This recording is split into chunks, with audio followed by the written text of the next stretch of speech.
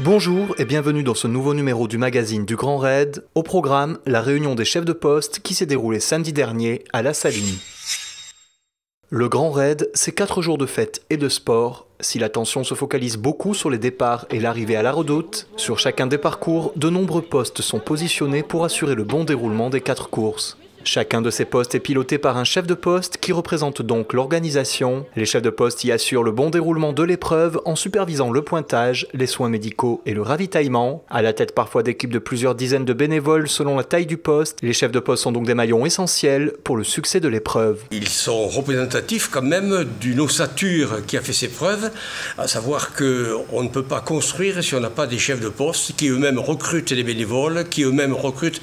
Voilà, c'est toute une grande famille avec des chefs de file, les chefs de poste, et il y a 2 moments privilégiés où on les rencontre, exactement il y en a 3, il y a maintenant au mois de juin, ensuite au mois de septembre ce sera la grande messe, et enfin le jour du débriefing. En 4 mois de l'épreuve d'abord, on se ressource et en même temps on s'identifie.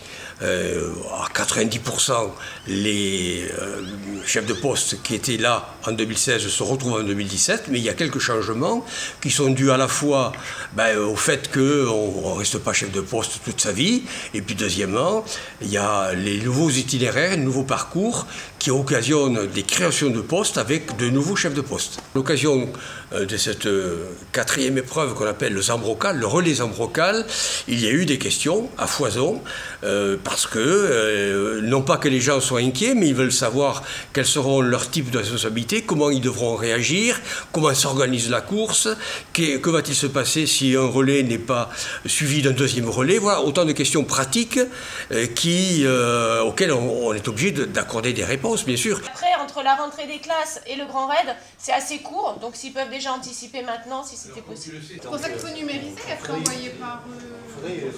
C'est bien qu'il y ait de la curiosité, parce que ça montre l'intérêt qu'ont les chefs de poste pour l'organisation. On ne veut pas avoir un comportement trop sectaire et un concept trop pyramidal au niveau de la hiérarchie. Alors il y a un président, c'est vrai, il y a des responsables, mais on fait en sorte d'échapper, n'est-ce pas, à ce côté réglementaire pour renouer avec les chefs de poste et être à leur écoute. C'est important parce que c'est quand même eux qui sont sur le terrain, c'est quand même eux qui vont avoir à résoudre des problèmes. Même s'ils ont reçu des directives, ils seront en première ligne. Donc il est important qu'on puisse renouer sympathiquement avec des gens à qui on accorde notre confiance et qui le méritent bien. Suivez aussi toutes les informations sur la page Facebook Grand Raid Réunion officielle.